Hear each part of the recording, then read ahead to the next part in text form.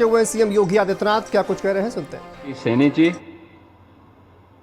माननीय विधायक श्री श्रवण निषाद जी, विधान परिषद सदस्य श्री ध्रुव कुमार त्रिपाठी जी, निदेशक प्रचालन पावर ग्रिड श्री नवीन श्रीवास्तव जी, निदेशक स्वतंत्र प्रभार पावर ग्रिड से शिव तपस्या पासवान जी, कार्यपालक निदेशक उत्तरी क्षेत्र से योगेश कुमार दीक्षित जी, कार्यपालक निदेशक सीएसआर श्री जसवीर सिंह जी, मदन मोहन मालवीय प्रौद्योगिकी विश्वविद्यालय के सभी विश्वविद्यालय के आचार्यगण, यहाँ के फैकल्टी मेंबर्स और सभी छात्र छात्राएं, उपस्थित बहनों और भाइयों, आज मुझे मदन मोहन मालवीय प्रौद्योगिकी विश्वविद्यालय में दो बड़े कार्यक्रमों के साथ जुड़ने का सौभाग्य प्राप्त हुआ है। आज की जो सबसे महत्वपूर्ण आवश्यकताओं में से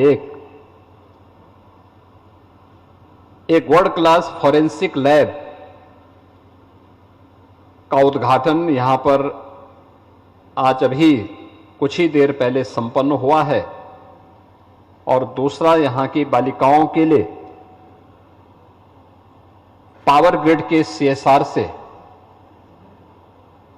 144 बेडेड गर्ल्स हॉस्टल के शिलान्यास का कार्यक्रम संपन्न हुआ है। मैं इन दोनों परियोजनाओं के लिए विश्वविद्यालय प्रशासन को हृदय से बधाई देता हूं। पावर ग्रिड को वासंतीय नवरात्रि के अवसर पर बालिकाओं की सुरक्षा के लिए, उनके सम्मान के लिए और उनके स्वावलंबन से जुड़ी हुई इस महत्वपूर्ण परियोजना के लिए मैं हृदय से धन्यवाद देता हूं कि पावर ग्रिड ने अभी अपनी उपलब्धियों के बारे में जो हम सबके सामने व्यापक अपनी कार्ययोजना प्रस्तुत किया है कि कैसे उन्होंने 400 करोड़ रुपए से अधिक की राशि उत्तर प्रदेश के अंदर सीएसआर मद से अलग अलग संस्थानों में योगदान देने के लिए, एम्स गोरखपुर में भी उन्होंने सीएसआर से एक अच्छी राशि दी है, जिसमें जो भी पेशेंट आएगा उनके अटेंडेंट के लिए रहने की व्यवस्था और पार्किंग के लिए एक बेहतरीन केंद्र एम्स गोरखपुर में निर्माणाधीन है। ऐसे ही मेडिकल कॉलेजेस में कहीं मरीज के अटेंडेंट के लिए, कहीं पर सीटी स्कैन मशीन, कहीं एमआरआई मशीन, वाराणसी के कैंसर इंस्टीट्यूट में उन्होंने कैंसर के उपचार के लिए, रेडिएशन के लिए जो अत्याधुनिक मशीन उपलब्ध होती है, वह भी पावर ग्रिड ने वहां पर उपलब्ध करवाई थी। और मुझे बताते हुए प्रसन्नता है कि जब वह इंस्टीट्यूट प्रधानमंत्री जी ने खोला था तो उस समय एक लीनियर एक्सीलरेटर उनके पास था। पेशेंट की संख्या ज्यादा थी, वेटिंग बहुत ज्यादा था। मैंने एक बार टाटा इंस्टीट्यूट से इसके बारे में चर्चा की थी। उन्होंने अपनी लाचारगी व्यक्त की कि हमारे पास एक ही मशीन है। तो मैंने उस समय मुख्यमंत्री राहत कोष से उन्हें 26 करोड़ रुपए उपलब्ध करवाए थे। उन्होंने दूसरी मशीन ली, और मुझे आज सुन करके, देख करके भी अच्छा लगा, क्योंकि लोकार्पण कार्यक्रम में मैं स्वयं वाराणसी में था। प्रधानमंत्री जी के कर कमलों से जब वो कार्यक्रम संपन्न हुआ, अब तीसरी मशीन वहां पर पावर ग्रिड ने भी उपलब्ध करवा दी है, जो वेटिंग को न्यूनतम लाने में सफलता प्राप्त करेगी, हर व्यक्ति को व्यापक राहत उपलब्ध करवाएगी। वास्तव में बेटी सुरक्षित हो, उसका सम्मान हो और स्वावलंबन के पथ पर वह अग्रसर होकर के नए भारत के निर्माण में अपनी भूमिका का निर्वहन प्रभावी ढंग से कर सके, इस दृष्टि से उस प्रकार की सुविधाएं आज की आवश्यकता है। आप याद करिए, आज हॉस्टल बन रहे हैं हर बड़े महानगर में। हम कामकाजी महिलाओं के लिए श्रमजीवी हॉस्टल का निर्माण भी कर रहे हैं, कामकाजी महिलाओं के लिए। किसी भी समाज में सुरक्षा का मानक क्या हो सकता कि अगर महिलाएं बिना किसी भय के कार्य करने के लिए निकल रही हैं तो वह एक सुरक्षा के बेहतर परिणाम को प्रदर्शित करता है। 2017 के पहले यह एक चुनौती थी। मध्य यूपी और पश्चिमी उत्तर प्रदेश में तो बहुत सारे परिवार ऐसे थे जिन्होंने बेटियों को पढ़ने के लिए यूपी के बाहर कहीं छात्रावास में या फिर कहीं उन्होंने रिश्तेदारों के यहां भेज दिया था। और आज मुझे अच्छा लगता है, वह पश्चिमी यूपी हो या पूर्वी यूपी या मध्य यूपी या बुंदेलखंड, आज बेटी अपने घर से पढ़ने के लिए जाती है, शहरों में कार्य करने के लिए जाती है। और इन 9 वर्षों में उत्तर प्रदेश के अंदर वीमेन वर्कफोर्स, उत्तर प्रदेश के अंदर सरकारी हो या निजी क्षेत्र में, यह 12% से बढ़कर के अब 36% को क्रॉस कर चुका है। यानी 2017 के पहले जो कामकाजी महिलाओं की संख्या थी वह 12% से कम थी, आज वो बढ़कर के 36% पहुंच चुका है। और मैं मानता हूं कि जब अगला चुनाव आएगा तो रवि किशन की सीट पर भी कोई महिला दावेदार हो सकती है।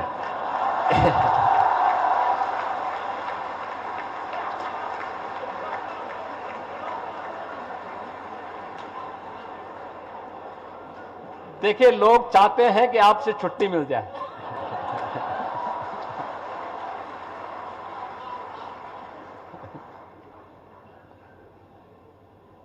क्योंकि नारी शक्ति वंदन अधिनियम अब संसद से पास हो चुका है और प्रधानमंत्री जी की इच्छा भी है कि 2029 के चुनाव में यह लागू हो जाए।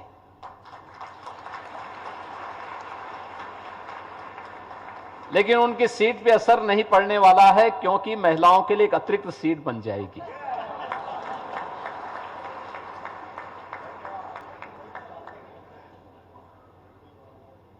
लेकिन यह एक सुखद अनुभूति का है कि जब समाज में महिला और पुरुष का भेद समाप्त हो, बेटी और बेटे के बीच में भेद करना अभिभावक बंद करे, तब विकास की रफ्तार कई गुना बढ़ पाएगी, तभी ये स्पीड बढ़ पाएगी, तभी स्टेबिलिटी आएगी। और उस स्पीड के लिए आवश्यक है कि हमें समाज में भेदभाव को हर एक स्तर पर समाप्त करना है, हर एक स्तर पर समाप्त करना है। लेकिन उस प्रकार की सुविधाएं भी हमें देनी पड़ेंगी। और ये छात्रावास जो पावर ग्रिड के द्वारा बनाया जा रहा है, मैं यहां पर नवीन श्रीवास्तव जी को, दीक्षित जी को, शिव तपस्या पासवान जी को और उनकी इस पूरी टीम को, जसवीर सिंह जी को, पावर ग्रिड कारपोरेशन के पूरे परिवार को इसके लिए हृदय से धन्यवाद दूंगा कि उन्होंने यहां पर देखा। वैसे भी हमारे योगेश कुमार दीक्षित जी यहां के पुरातन छात्र हैं, तो ये उनके द्वारा गुरु भक्ति के लिए और अपनी संस्था के प्रति कृतज्ञता स्वरूप प्रदान किया गया एक उपहार भी है। और नवरात्रि में हम लोग इस आयोजन के साथ जुड़ रहे हैं। मैं इसके लिए खासतौर पर दीक्षित जी को, योगेश कुमार दीक्षित जी को इसके लिए बधाई देता हूं, उनका अभिनंदन भी करता हूं। बहनों और भाइयों, आज हमारा जो सबसे महत्वपूर्ण दायित्व बनता है कि हम समय के अनुरूप अपने आप को अपडेट करें। अभी हमने यहां की अत्याधुनिक फॉरेंसिक लेबोरेटरी को देखा है। इसमें अलग अलग प्रकार के हमें साइबर अपराध को रोकने के लिए कैसे कार्य करना है, कैसे हमें मोबाइल के फॉरेंसिक इनपुट को लेकर के अपराध के एनालिसिस करने की दिशा में आगे बढ़ना है, डीप फेक के मामले को कैसे हम नियंत्रित कर सकते हैं, कैसे हम डॉक्यूमेंट्स को सुरक्षा प्रदान कर सकते हैं, इस सब से जुड़ी हुई एक महत्वपूर्ण जानकारी इस लेबोरेटरी के माध्यम से आपको प्राप्त होगी। अगर हम आज इस समय के अनुरूप नहीं चले होते तो मदन मोहन मालवीय प्रौद्योगिकी विश्वविद्यालय में इस प्रकार की लैब नहीं आ पाई होती।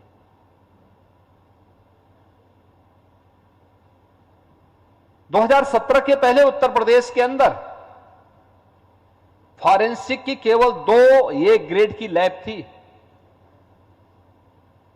आज यूपी के अंदर हमारे पास, यूपी पुलिस के पास, यूपी में 12 ए ग्रेड की फॉरेंसिक लैब हैं। 12, 6 निर्माणाधीन हैं और वर्ल्ड क्लास उत्तर प्रदेश का, यूपी पुलिस का फॉरेंसिक इंस्टीट्यूट लखनऊ में बन करके वह एक नए पाठ्यक्रम को वहां पे बीटेक एमटेक के पाठ्यक्रम को प्रारंभ कर चुका है। 3 नए कानून लागू होने के बाद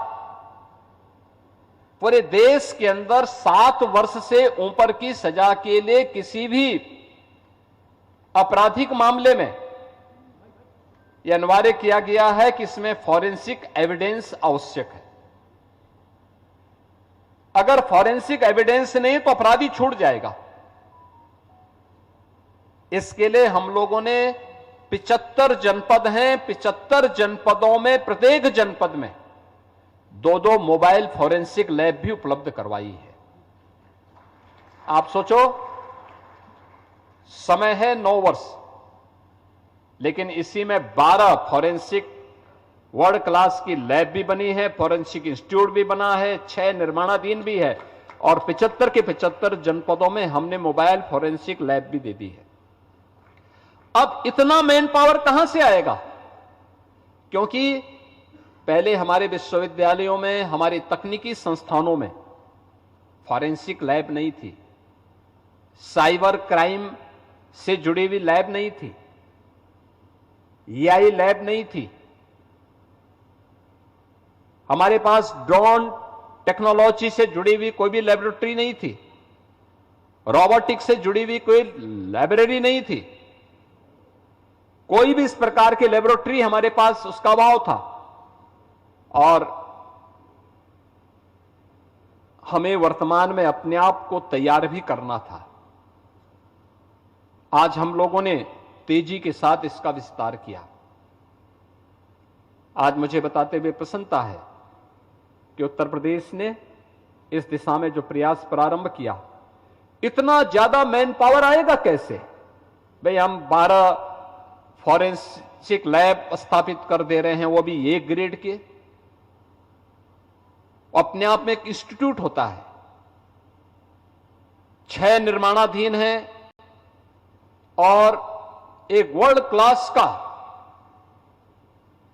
हम लोगों ने फॉरेंसिक इंस्टीट्यूट भी, यूपी फॉरेंसिक इंस्टीट्यूट भी लखनऊ में स्थापित किया है।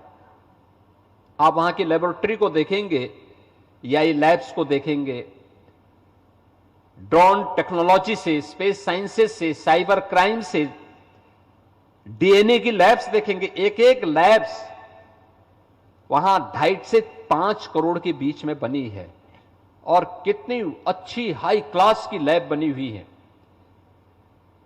उन लैब्स में कैसे पाठ्यक्रम के साथ साथ हम इतने मैन पावर को कैसे तय वहां पे सुनिश्चित करेंगे, हम लोगों ने यूपी फॉरेंसिक इंस्टीट्यूट को ये जिम्मेदारी दी कि भाई हमें जो ए ग्रेड की लैब्स हैं उसके लिए तो डिग्रीधारी हमें फैकल्टी भी चाहिए और उस प्रकार का टेक्निकल हैंड्स भी चाहिए, लेकिन फॉरेंसिक एविडेंस के लिए हमें टेक्नीशियन चाहिए। इनको एक साथ सैकड़ों की संख्या में इनकी ट्रेनिंग के कार्यक्रम चलाए जाने चाहिए और फिर हम लोगों ने उनके लिए एक पाठ्यक्रम तैयार किया, कैसे फॉरेंसिक एविडेंस कलेक्ट किया जाता है, कैसे साइबर क्राइम को कंट्रोल किया जाता है, कैसे आम जनमानस को हम इससे बचा सकते हैं, और इस दिशा में कार्य प्रारंभ किया। आज आप देख रहे होंगे जब हम 17 में आए थे तब उत्तर प्रदेश के अंदर केवल 2 साइबर थाने थे। आज 75 जनपदों में उत्तर प्रदेश के अंदर फॉरेंसिक थाने हैं और 1681 थाने हैं। हर थाने में एक साइबर हेल्प डेस्क भी है। साइबर हेल्प डेस्क में एक पहले से साइबर अपराध को कंट्रोल करने के लिए और इसके बारे में व्यापक जानकारी देने के लिए भी एक स्किल मैन पावर वहां पर मौजूद रहता है, जो लोगों को इसके बारे में बताता है। कोई भी आता है उसको बताता है क्या इसमें होना चाहिए, आगे का हमारा स्टेप क्या होना चाहिए, और इस दौरान साइबर थाने के माध्यम से हम उसको कंट्रोल करने की दिशा में कार्य भी प्रारंभ करते हैं। सैकड़ों करोड़ रुपए इस दौरान उत्तर प्रदेश के साइबर थानों ने साइबर अपराधियों से बचाने में सफलता प्राप्त की। पहले 2 फॉरेंसिक लैब थी यूपी में, अपराध होता था वर्षों तक, एविडेंस के बारे में कोई रिपोर्ट नहीं आती थी, परिणाम था अपराधी छूट जाता था। आज अपराधी छूटेगा नहीं, आज अपराधी के गले तक पुलिस का हाथ होता है और अपराधी को सजा करवाने में फॉरेंसिक एविडेंस उसका सहयोग करता है और अपराधी सजा पाता है और एक पीड़ित व्यक्ति न्याय पाता है। यह तेजी के साथ बढ़ रही आज की आवश्यकता के अनुरूप सरकार के द्वारा किए गए कार्यों को आगे बढ़ाने का परिणाम है। और उत्तर प्रदेश राज्य इसमें क्यों पीछे रहे? क्योंकि जब हम यूपी जैसे राज्य की बात करते हैं, भारत की सबसे बड़ी आबादी का राज्य है, 17 के पहले पहचान के संकट के लिए मोहताज था, लेकिन हमने इस आबादी को केवल आबादी नहीं माना। लोग हमें शक की निगाहों से देखते थे। हम लोगों ने कहा नहीं, हमारी जो ये आबादी है यह भारत का सबसे अच्छा डेमोग्राफिक डिविडेंड है, यह हमारी पूंजी है, यह भारत का स्किल वर्कफोर्स है। हम उसको उसके योग्य बनाएंगे और उस कार्यशील पूंजी को आगे बढ़ाने का दायित्व जब सरकार ने लिया, अलग अलग फील्ड में हमने लिया, अलग अलग क्षेत्र में हम लोगों ने इस कार्य को आगे बढ़ाने का काम किया। आज युवाओं की स्किल के लिए, इनोवेशन के लिए, टेक्नोलॉजी से जोड़कर उसे हमने मार्केट रेडी और इंडस्ट्री रेडी वर्क फोर्स में बदलने का काम किया है। लोग कहते हैं कि कैसे हुआ? हमने कहा यह मौजूद था, इच्छा शक्ति का अभाव था। यहां का युवा प्रतिभाशाली था, लेकिन उसको प्लेटफॉर्म नहीं मिलता था। राजनीतिक इच्छा शक्ति की कमी थी। जाति के नाम पर बांटने वाले लोग कहां इस ताकत को समझते? नकारात्मकता जिनके मन में हो, समाज के प्रति नफरत का भाव जिनके मन में हो, वे कहां उस ताकत को समझेंगे?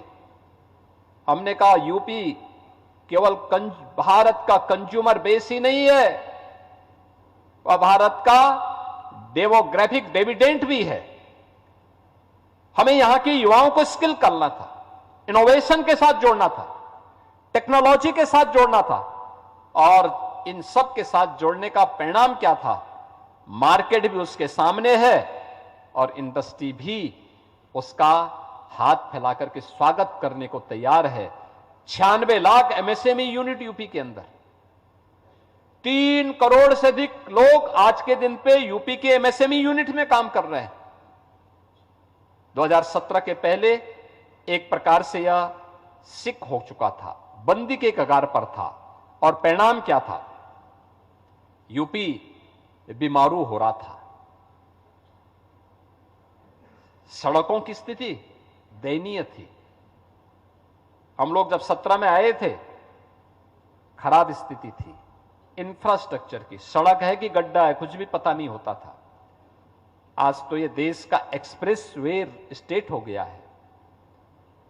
सबसे ज्यादा मेट्रो का संचालन यूपी के अंदर आज के दिन पे हो रहा है। सबसे ज्यादा एयरपोर्ट आज के दिन पे यूपी के पास है। और अभी हम लोग इस दिशा में काफी प्रगति के साथ आगे बढ़ रहे हैं। मदन मोहन मालवीय प्रौद्योगिकी विश्वविद्यालय में मैं आज इस बात के बारे में बताना चाहूंगा कि भारत के अंदर वर्तमान में मोबाइल फोन मैन्युफैक्चरिंग का जितना भी काम हो रहा है, उनमें 55% अकेले यूपी कर रहा है। यूपी इलेक्ट्रॉनिक कंपोनेंट भारत के अंदर जितना भी बन रहा है, उनमें से 60% अकेले यूपी के माध्यम से ही वे सब बनाए जा रहे हैं। आप देख सकते हैं यूपी के अंदर अलग अलग क्षेत्र में, नोएडा, ग्रेटर नोएडा आज आईटी एंड इलेक्ट्रॉनिक्स का एक मैन्युफैक्चरिंग हब बना है। कानपुर लेदर और ड्रोन का हब बना है। हमारा पूर्वी यूपी ये एग्रीकल्चर के साथ साथ एमएसएमई के नए हब के रूप में अपने आप को स्थापित किया है। लखनऊ डिफेंस मैन्युफैक्चरिंग और एआई सिटी के रूप में अपने आप को स्थापित कर रहा है। बुंदेलखंड डिफेंस मैन्युफैक्चरिंग के साथ ही 56,000 एकड़ में फ्यूचर रेडी इंडस्ट्रियल टाउनशिप और फार्मा पार्क के लिए अपने आप को तैयार कर रहा है। ये नए यूपी की वह तस्वीर है जिसमें हमने उत्तर प्रदेश को उसके टैलेंट को टेक्नोलॉजी के साथ जोड़ करके और इंडस्ट्री के इस हब के रूप में स्थापित करने में हमने सफलता प्राप्त की है। IT, electronics, AI, semiconductor, startup और डाटा सेंटर से लेकर के एमएसएमई और डिफेंस मैन्युफैक्चरिंग के सभी कार्य आज के दिन पे यूपी के अंदर हो रहे हैं। Cyber, robotics, electric vehicle, agritech, fintech, deep tech, health take, tourism, hospitality, sports जैसे क्षेत्र में आज उत्तर प्रदेश तेजी के साथ आगे बढ़ रहा है। अभी हम लोगों ने 2 centre of excellence green hydrogen energy के लिए बनाने के लिए जो हम लोगों ने अपनी कार्य योजना को आगे बढ़ाया है। अभी हाल ही में मैं स्वयं जापान गया था और जापान के पास ग्रीन हाइड्रोजन एनर्जी का एडवांस टेक्नोलॉजी है।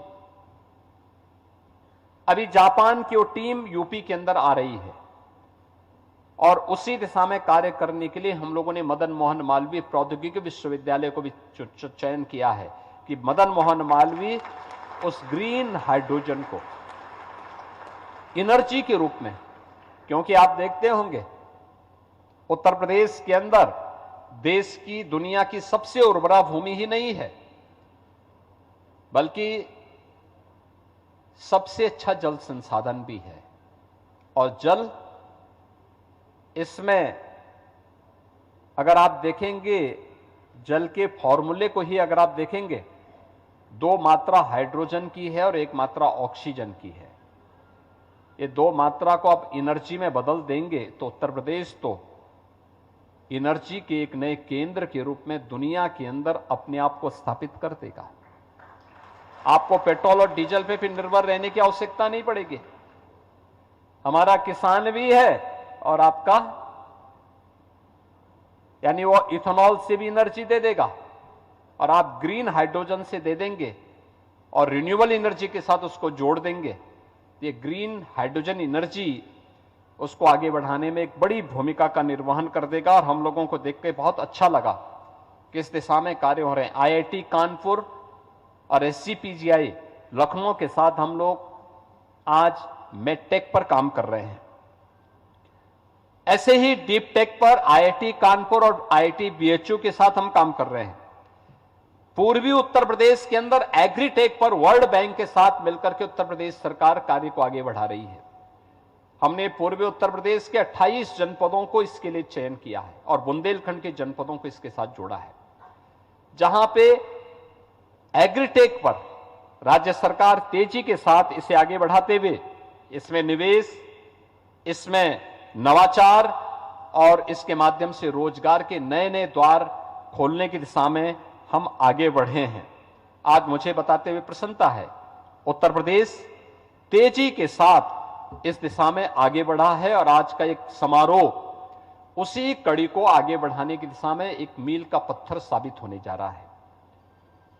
मैं विश्वविद्यालय परिवार को इस नवीनतम जो फॉरेंसिक लैब है, इसके उद्घाटन के अवसर पर विभागीय मंत्री श्री आशीष पटेल जी को, विश्वविद्यालय के कुलपति और विश्वविद्यालय के सभी यहां पे संकाय के जितने भी हमारे आचार्यगण हैं, सदस्यगण हैं, सभी छात्रों को इसके लिए बधाई देता हूं। मैं बधाई देता हूं पावर ग्रिड को, जिन्होंने मदन मोहन मालवीय विश्वविद्यालय को बालिकाओं के छात्रावास के लिए आज CSR मद से धनराशि उपलब्ध करवाई है। और मैं आप सबको इस बात के लिए आश्वस्त करता हूं कि जितने भी हमारे आज के इमर्जिंग टेक्नोलॉजी के केंद्र, उसे हमें आज के दिन पर आज की उस आवश्यकता के अनुरूप हमें कार्य करना होगा। अभी यहां गोरखपुर में हम लोग एक centre of excellence Tata technologies के साथ मिलकर के प्रारंभ कर रहे हैं और ये Maharana Pratap institute of technology उसको आगे बढ़ा रहा है, जिसमें AI labs, drone, cyber crime, space technology के साथ ही रोबोटिक की भी, 3D प्रिंटिंग की भी, इन सभी से जुड़ी हुई वर्ल्ड क्लास लैब्स बन चुकी है। और वो सेंटर ऑफ एक्सीलेंस पूर्वी उत्तर प्रदेश के नौजवानों की स्किलिंग का एक बेहतरीन केंद्र बनकर के यहां पे, जो मैंने पहले भी कहा कि आज की आवश्यकता के अनुरूप हम स्किल मैन पावर यहां की इंडस्ट्री को भी, देश को भी उपलब्ध करवाने के लिए इन सेंटर ऑफ एक्सीलेंस और इन विश्वविद्यालयों को, तकनीकी संस्थानों से हम उपलब्ध करवाने में सहभागी बन पाएंगे। 15 अप्रैल को हम लोगों ने प्रस्तावित किया है गोरखपुर के सेंटर ऑफ एक्सीलेंस को उद्घाटन करने का, और इसमें हमने टाटा सन्स के चेयरमैन को स्वयं बुलाया है कि वे भी यहां पर रहें। यहां के युवाओं के साथ उनका संवाद का एक कार्यक्रम भी इस अवसर पर हमने रखने का कार्यक्रम बनाया है कि यहां के नौजवानों की प्रतिभा को देखने का अवसर भारत के सबसे प्रतिष्ठित उद्योगपति को और औद्योगिक समूह को भी गोरखपुर के अंदर देखने को प्राप्त होगा। आज के इस अवसर पर मैं एक बार फिर से इस वासंतीय नवरात्रि के अवसर पर जो ये उपलब्धि विश्वविद्यालय को प्राप्त हुई है, इसके लिए विश्वविद्यालय परिवार को मैं बधाई देता हूं, अपनी शुभकामनाएं देता हूं। आप सबको रामनवमी की मंगलमय शुभकामनाएं। धन्यवाद। जय हिंद।